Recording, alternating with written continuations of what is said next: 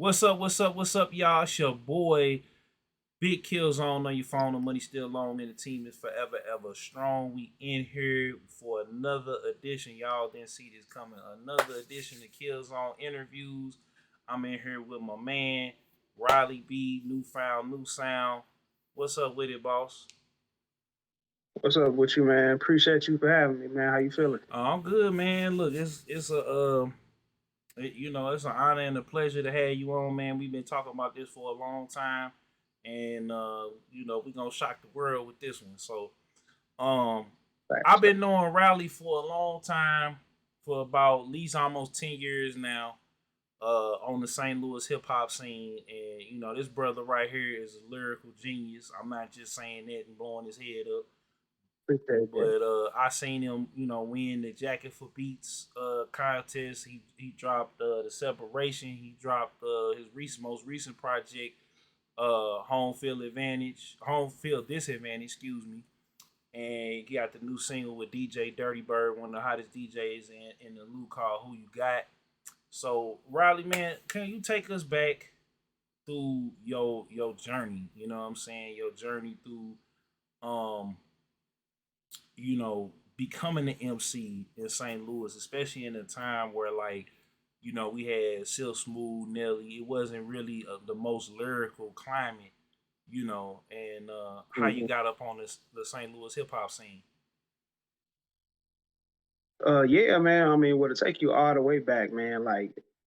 Um, I just would, along with being in love with like just the local scene, like I was just in love with like lyrical hip hop in general, man. Like I was such a student of the game, so I always had influences like LL Cool J, Rakim.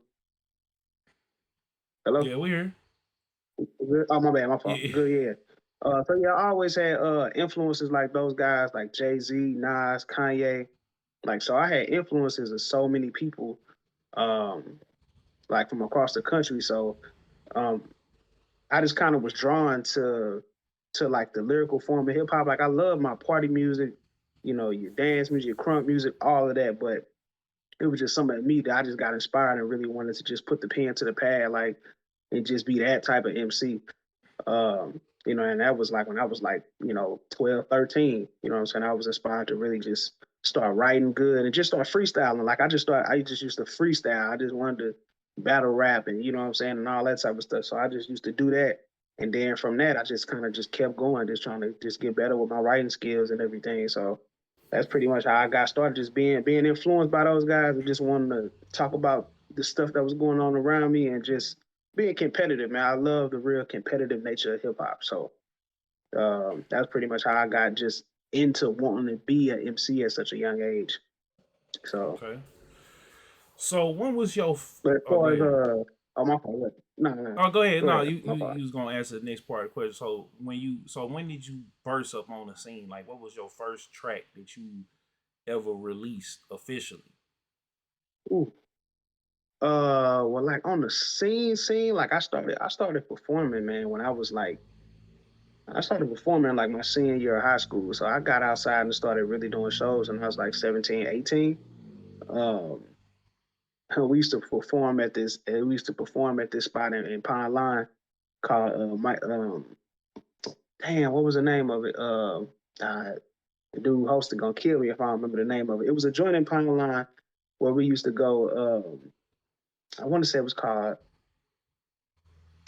Live Lyrics. That's what it was Oh called. And yeah. it was at this bar salon in Pine Line, and we used to perform there when I was like 17, 18, and just really like getting the kinks out of finding out what performing was. Like we made records, like all the records that we was making then that we made at like closets and bathrooms and all them Mm-hmm. and the type of spots you would just record in. We recorded records in under couches and all that type of stuff. So I always say like those was my golden years of really just getting the kinks out the crafts and realizing how to perform and how people would respond to your records and stuff. So like that, and then doing mic check Mondays. I don't know if you know Belle Durr. Yeah. She a legend on the scene, man, and she done seen me come up. You know what I'm saying, through years of just bouncing around from her different locations, and so that's really how I got just on the scene. Period. doing music, I would just go around to like every spot I could, along with the live lyric spot. I would just go to all different type of spots in the city that had open mics. Any place I could just get my music out there and just try to see where I could perform. Man, I ain't care where it was, north side, south side, east, wherever. I would just bump it around in all these little spots, and then that's just kind of how I got my rhythm going. I would go to places more than once, and people would start recognizing me. You know what I'm saying? People would be like, "Oh, okay, Riley B coming back," and I would be doing something a little different than what everybody else was doing. uh I may have been one of the few guys that was coming in there just on some lyrical stuff, but like still being true to who I am, but it was just more your lyrical based hip hop. So yeah, so that's pretty much how I got like on like the like just the music scene in general. And then a few years after that, I started jumping on like the Slumfest side of things. Probably like 3 or 4 years later, Okay. I jumped on that side of the thing. So Okay. So take me to the separation slash jacket for beats era. You know, because I listened to the man, project and I kind of and I actually went back and listened to some of it before we got on here because you appreciate was that. yeah man because like you was like you was kind of breaking down the situation that was kind of in St. Louis. Like I realized that like you was saying okay, well this is what everybody else is doing. This is what I'm doing. This is what I'm seeing in my neighborhood. This is what I want to change. This is you kind of put yourself separate. Like you said, it's the separation. So you separate yourself from Yeah, even the people that was in the hip hop side of things because we got a street trap club side, and then we have a traditional hip hop side, and it's very divided in St. Louis. So the yeah, fact that you was like, look, I'm my own self person, and I have to say, compared to a lot of people that's on the hip hop scene, like you command the crowd. You always have a lot of people that come to the shows and support. You know, and when it comes, like we're gonna talk about the show you got coming up here in a minute. Like you always out of everybody that I've seen that's been on the scene, you've consistently maintained a fan base that comes out and they support. You know what I'm saying? So in that appreciate that. separation era, in the Jacket for Beast era, like what was going through your mindset then? Man, it was Where your mind then? That's what I said. yeah, I appreciate that. Appreciate you saying that. Man, around that time it was just a lot going on. Like prior to like when I was recording the separation, because the separation was my third mixtape that I did like overall. And so like before the separation, I kind of started my second mixtape was called Project Hip Hop. And so that was my last well not the last, but it was like we were still doing like CDs going hand in hand and all of that type of stuff. So I was really like putting the groundwork in as far as just like making sure people knew who I was. Like when I was in college, I was, passing it out. I was performing at open mics at school along with the ones around the city. So I really was just trying to just pay my dues. That's really what I was doing around that time. So this was like 2009, 10, 11, 12, like all of those years. I was in between, like, I was working, I was going to school, but I was also rapping. Like I was just doing everything at that time. And but I was just really serious about the craft. So I was putting all that work in. Like I said, I was passing out CDs out my trunk and all of that. So around the time when I was making the separation, um, I just kind of, like I said, I hopped on the Slumfest scene, and so I was kind of already recording it a little bit like before I hopped onto the scene. But then when I hopped onto the scene, I seen the division. Like before I got on the Slumfest scene, it was just a big pool of St. Louis music. I didn't see a big division. Like I just saw the club music. Like I knew people who did music. Like Louis V was popping. Like I went to school and grew up in the neighborhood with him.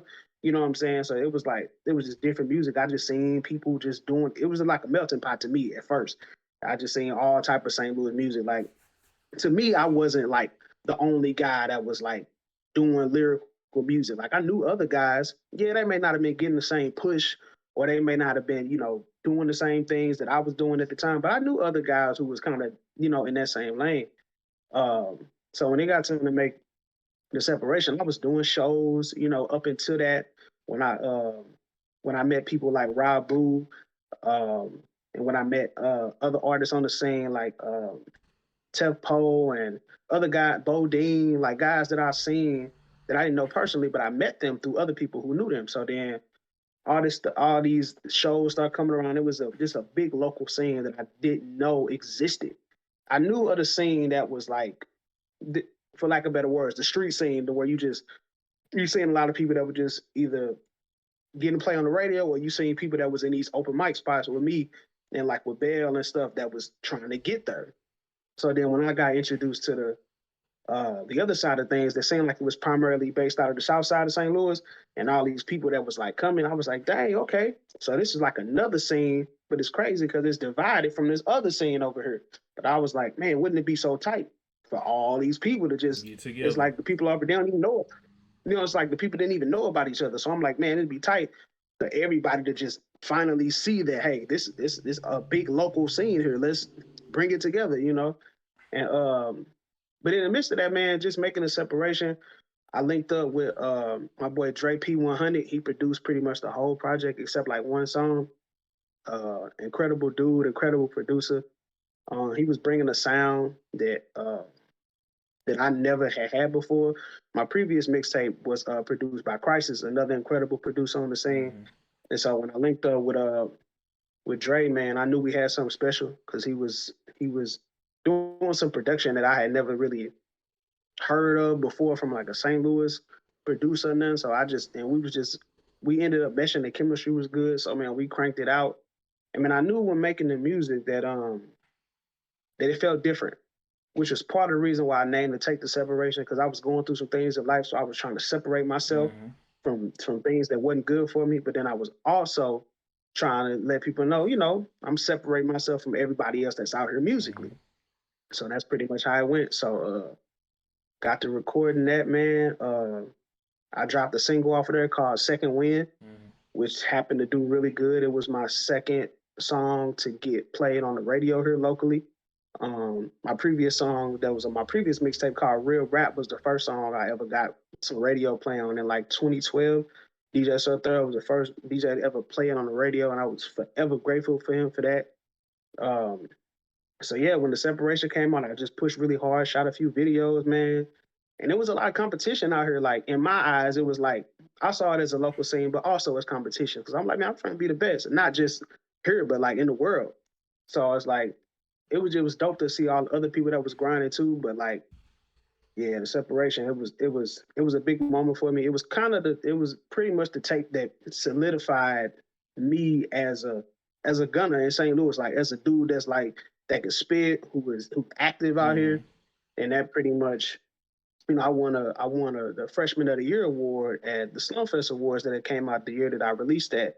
It was kind of like the cap at the end of like that whole year of me just grinding and doing a bunch of shows and stuff. And I think that was in like 2014, the top of 2014, I want to say. And okay, yeah. So and then Jackin' for Beats came, you know, a little bit after that. So okay, I could go into that, but that's long unless you want to hear that now. But yeah, you know, just a separation portion.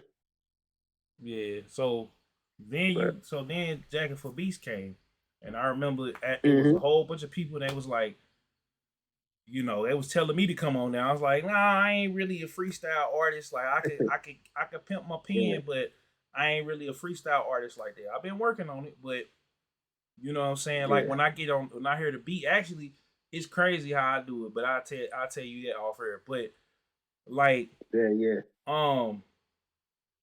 so what was that experience like going against like what 500, 5,000 different rappers from the city that was trying to win? It was man, it was over 1,000, man. It was a lot. And Jackin' for Beats was incredible, man. And it's such a memorable experience for me because it was official. Like it was a real thing. Like a lot of people here, when it comes to competitions, they don't really think competitions are real. They think that they're fixed. They think they rigged. They think it's always some like behind the scenes agenda going on. And like to a degree, I was a believer of that to a degree. But I always had a little faith that if the right situation came along, everything ain't fake. You know what I'm saying? Something will give people a fair shot to win. You know what I'm saying? So when they announced that the Jackin' for Beats, I forgot how we found out that it was even coming to St. Louis. I think it was just via online. Um, so when they announced that it was coming, like the tour or whatever, that they was gonna be riding around the city in this big audition studio, pretty much. We just all happened to be at the Blank Space, which was a venue on the south side that a lot of popular artists had frequent at that time anyway. So when we found out that they were going to be stopping that night, it was a lot of us that were already there. So like me, artists like T-Dub-O, Bo Dean, Indiana Rome, like it was just, a lot of local favorites at the time. And to audition was free, so it was like I'd audition if you had to pay, but the fact that it was free, it was like, I'm definitely going to do it. So but once we found out that it was sponsored by Jack Daniels, um, and Atlantic Records was in conjunction with them, and DJ Drama was a part of it. I was like, man, this sounds like it could be a real thing. And when they said it was a $5,000 prize and you don't have to pay nothing to audition, I was like, what I got to lose if I don't get picked? Hey, it is what it is. So just auditioning, man. Auditioning for those spots. However they selected, the 50 people that they selected, I don't know how, but a lot of people auditioned. They put the videos up, and there was a lot of people who auditioned, man. So it was a hellacious process, but I just got on there and did my best. I think we had to spit like 16, maybe 24 bars. And before you know it, man, we had to go through a voting process. It went from the 50 people that they chose in the city down to 10 people. Now, the hardest part for real at that time was getting the votes. You know what I'm saying? You had to go through a voting process. You had to get your friends, family, your fans, like anybody you knew had it was like a 2-week span where you could try to get as many votes as you could every day.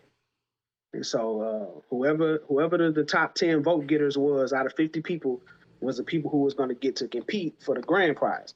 So I was like, in my brain, I'm like, man, look, I know I'm that nigga. You know what I'm saying? I was like, look, I was like, I done made it to 50. It ain't no way 9 other people gonna beat me in a lyrical endurance competition. I was like, it's just not happening.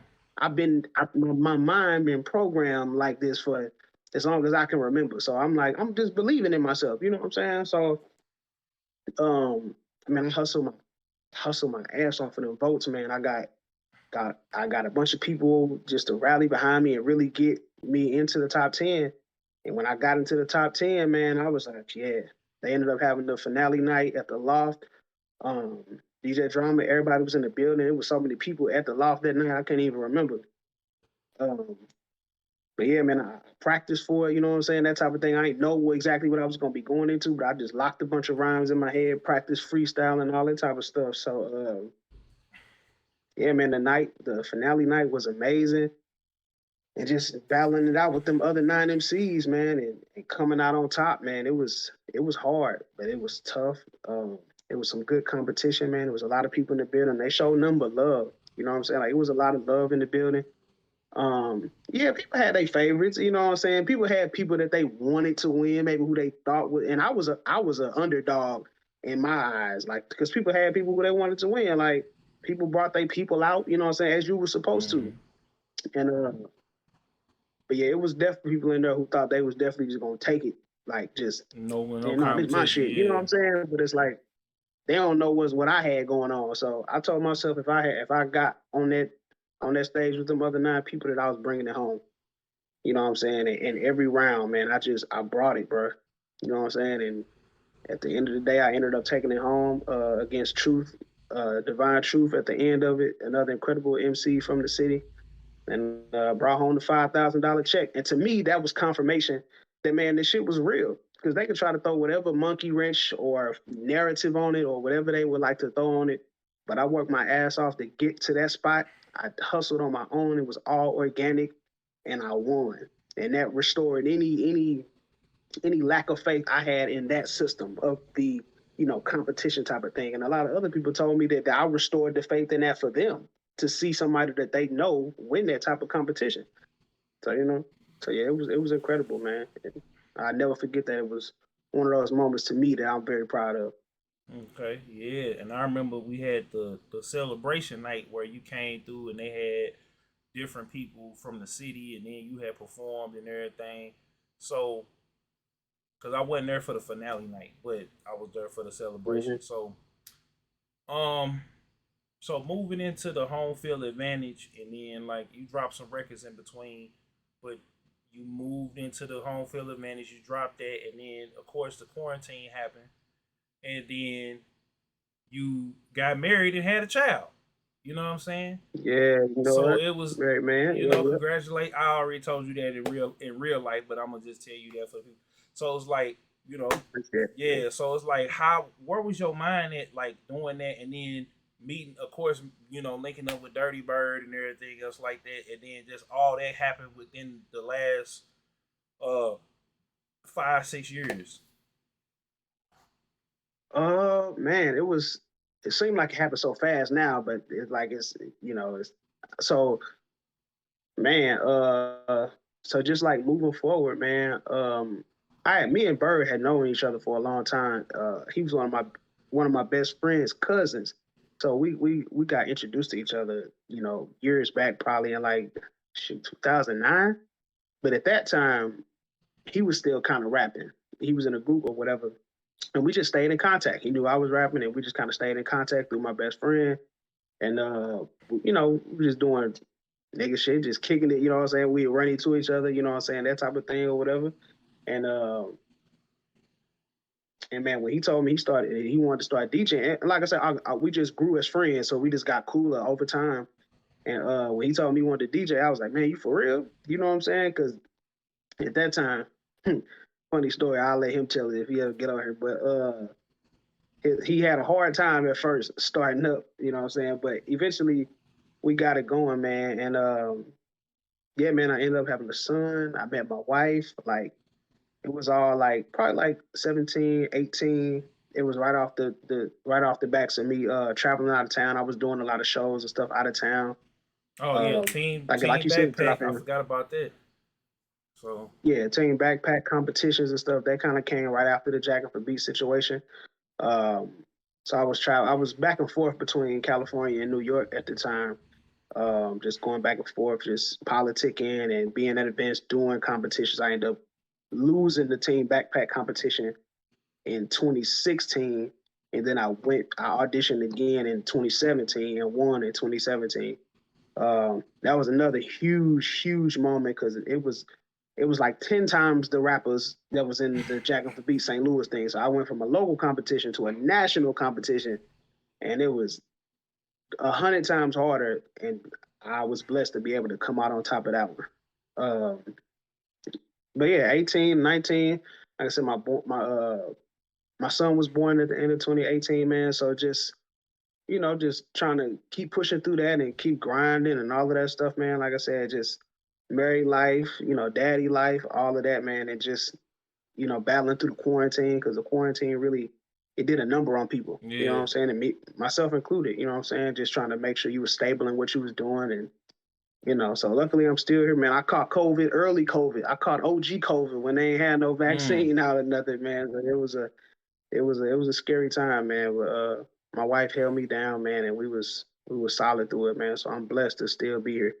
So yeah. So and then a couple months ago, you dropped a single offer because it was kind of like you dropped home field disadvantage, and then the quarantine happened, and yeah, that's kind of the it, thing. Yeah, like it happened. I mean, right at the top of 2020, I dropped it, and the quarantine it kind of shut down whatever little momentum I was finna start building as far as video. Or so me pushing singles and stuff got pushed back because I didn't really the adjustments that happened in life made me have to make adjustments. So I couldn't really get it together at that moment. So I had to like just readjust things and uh, it really set me down for a little minute, low key, man. It just I was going through a lot, and it really kind of set me yeah, down. it was everybody because like when you was talking about this, we was talking about this early off air. Like um, it same thing with me. Like a lot of the plans that I had, and even now, like Mm, still dealing with it, is just getting the funds and getting everything lined up. It's changed everything. So now, people are starting to come back out and starting to drop and starting to push they situation, and the shows is back and different things is yeah, kind of moving, but I don't think it still don't feel the same like it used to. Like it really don't. it don't. Like it's Yeah, getting there, but at the same time, it still don't really feel the same like it used to. But you drop Who You Got with DJ Dirty Bird. Now DJ Dirty Bird, he blew up over the Yeah. quarantine. He was on the radio before, Yeah. and now he's like one of the mainstays in the city. So y'all did the video down on the arch grounds and down on the landing, which was cold. I did the song, you know what I'm saying? Because like it's always different when I heard you do like a club song, because it's like I had you in that mind of an MC. Is that what you think Who You Got sounds like is a club song? Yeah, it's a club song. Like you could play that behind like the Bankers. You could play that behind Shorty. Okay. Like you could play that song. You know what I'm saying? Like shout out True on the track. He produced Who You Got as well, man. Shout out True. Yeah, shout out to True. Like basically, like you could play that song. Like you could play that song in a 314-day mix. Like it could be one of them songs because that's what I get from it. You know what I'm saying? So, I appreciate that, man. Like, cause when we made the record, it wasn't like. And let me shout out DJ Dirty Bird one more time, man, because he is an incredible, like. Let me tell you, he the best DJ in the city. You know what I'm saying? And like, just his grind, man. His testament, his perseverance, man. Because he go through a lot too, man. But he's immensely talented, man. Like he's definitely a genius at what he does, man. I just really appreciate him as a friend, as a brother, as a DJ. And like when we made that record, he hadn't been on any songs, not in recent, like as a DJ. You know what I'm saying? Like, you know, he like when I asked him to be on it, he was like, he definitely would do it. And I was like, because I just wanted to bring a different energy. Because when I was making the Home Field Disadvantage, it was basically like it was my EP, so it was just a collective of songs that I had recently, you know, created and things like that. So I wanted to do that type of record, and it wasn't like intentional. Like, what I'm trying to do with the record now, I wasn't trying to do that when we made it. I just wanted to make an energetic, you know, prideful type of record that you could be proud of, you know, about being from the city and, you know, representing your side and stuff like that. So that's all we was kind of going for at first. We're still keeping the lyrical prowess in there. But nowadays, man, we trying to shop it because a lot of people have said it sounds like a sport anthem type of song or fighting anthem type of song. I gave you the whole play. I don't know why you didn't. Why you didn't jump on the TikTok with it? Silently worked it, man. You know what I mean? A lot of different things. But yeah, you're right. So we definitely trying to, you know, push it in a different direction to let it live longer than just being another record on the EP. I feel like it's that I feel like that is important because a lot of people feel like they have a home field disadvantage. Me personally, you know, because I know I came through and kind of shook things up. You know, me and you know, Darius Robbins with Mike Check Global. But now I gotta ask you the hard question. So, like you said, with the home field disadvantage, do you feel, and with the separation, do you feel like St. Louis could ever get on one accord? Because this is something we debate offline a lot. So we gonna give y'all the condensed version right here. But we go back and forth of like brainstorming and it's not like a bad argument. It's just a back and forth that me and him have all the time. And I got a way of looking at it because I feel like it should be easy. But when Riley looks at it, you know, it's a more nuanced look. So how do you feel the city can come together? Because I don't feel like it should be a separation. It should be this artist. It doesn't matter what category you put them in. Do a record. Make the record sound good. Put it out there. Perform it. So then you bring that club, some of that club or that street audience over to, you know, the hip hop scene. And they're in the different venues are in different areas. You got some downtown, some on the north side, some on North County, you know, some on the south side. You know, and it's room for people to make new venues in different spots that have not been, you know what I'm saying, that's uncharted territory. Well, like you said, man, we talk about this a lot, man, and it kind of plays into well, not 100%, but it's a portion of like the reason why I named the EP Home Field Disadvantage. You know, it's a play on words because most people feel like they have a home field advantage. when they doing something in their own backyard. And you know, coming from here, a lot of times it feels like you have a disadvantage coming from here because there's a stigma musically on the city, and there's a stigma historically on the city as far as like why we move the way we move, the history as far as like the separation here, the what's the word I'm looking for? I can't think of it right. The segregation here, you know what I'm saying? Just the way that how we brought up here, and you really don't realize it until you go to other cities, like you know how you condition in St. Louis, and because of the stigma that we kind of put on ourselves unknowingly, and then the stigma that the outside world puts on us musically, it's almost like we have to fight 10 times harder to get our spot, to keep our spot, um, just because of whatever past traumas we may have, or stereotypes that are put on the city. But in that same sense, it makes us warriors. We built with really thick skin, and not to say that we, you know, what I mean, deserve to maybe fight all the battles we had to fight, but at the end of the day, it makes us stronger. So when we go out of town somewhere and we represent, it makes us stronger. We stand out instantly. You know what I'm saying? It conditions you to go in battlefields and move around areas. So it's a gift and a curse. And so that's kind of why I named it home field disadvantage. You know, it's basically a play on words. You know, it's like the gift and the curse. But to answer your question, man, I think we made so many strides.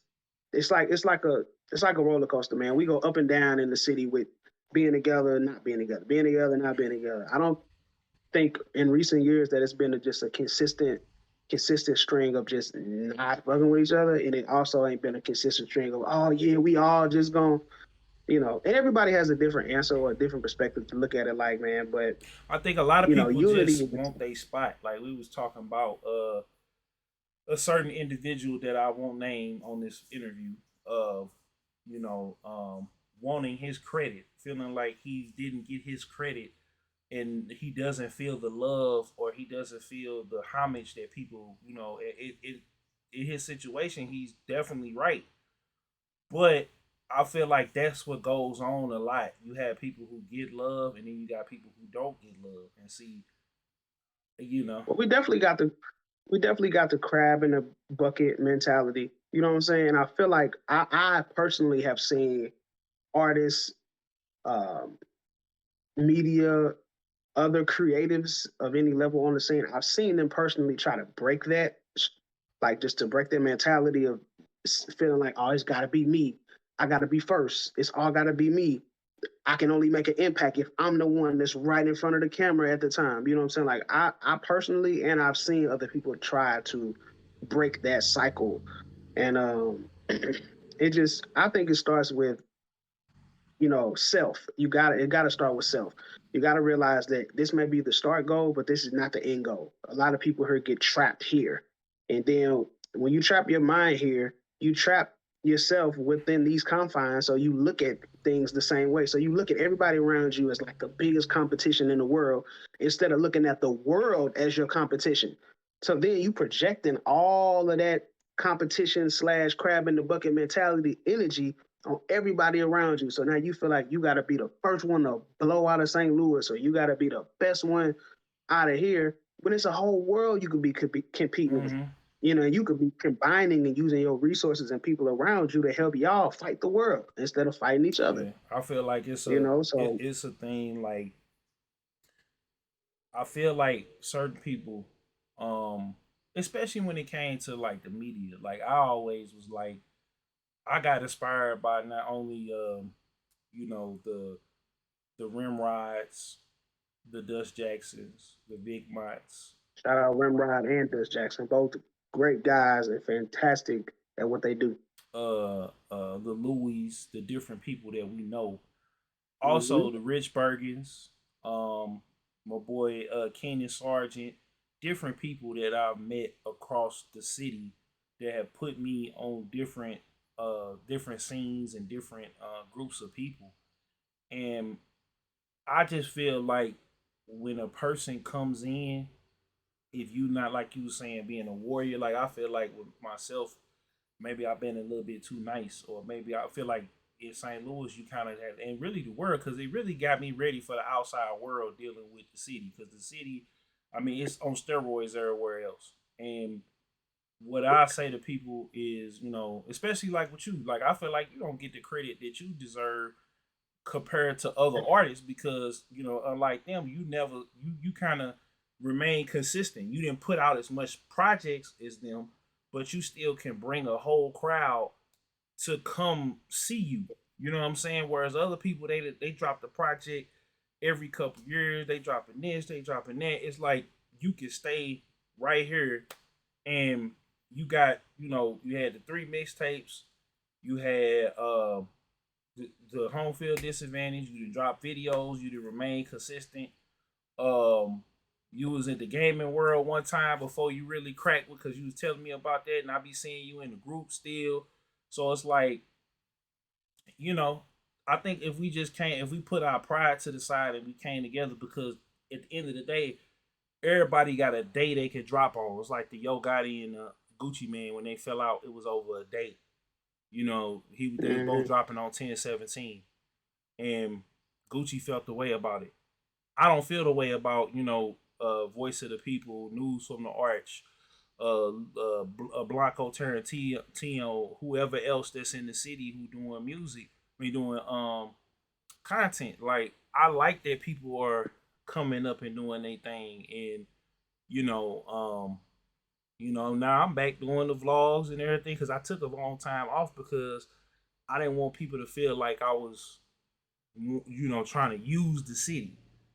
Like I think a lot of people get that from media and not just in the city, but just in general. So I thank you for coming on, man, because you know having this discussion and everything else like that. So you know, and I appreciate you because I want to start it over. Like I didn't want to have that feeling like that artist we was talking about earlier about people not giving me the credit or whatever. And I'm glad that you agreed to do the interview. So what's next, Riley? Man, hey, no problem, man. I'm happy to be able to have these conversations, man. And like I said, I think it all starts with self, man. Just reevaluating, trying to be the best you can, and having integrity, man. Standing for something.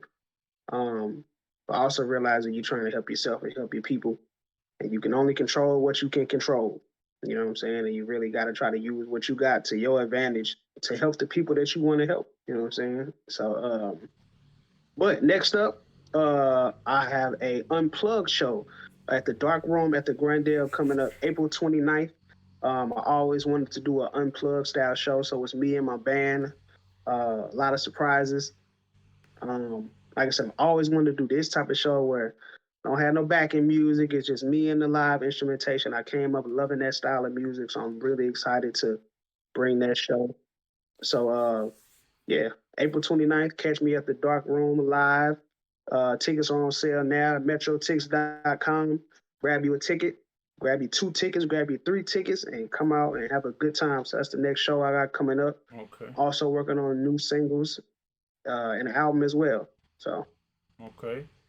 So y'all can find Riley B on Instagram, Twitter, and Facebook. Well, Instagram and Twitter at Riley B Newfound New Sound NFLS.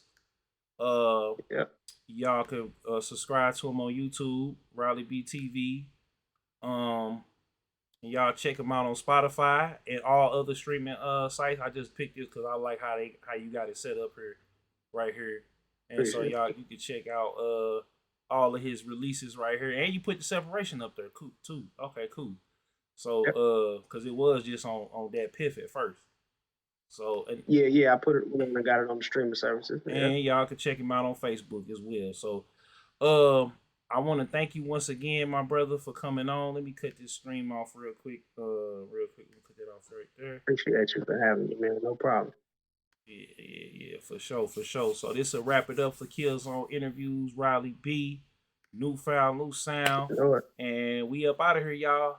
Peace. Yeah, I know it. Peace.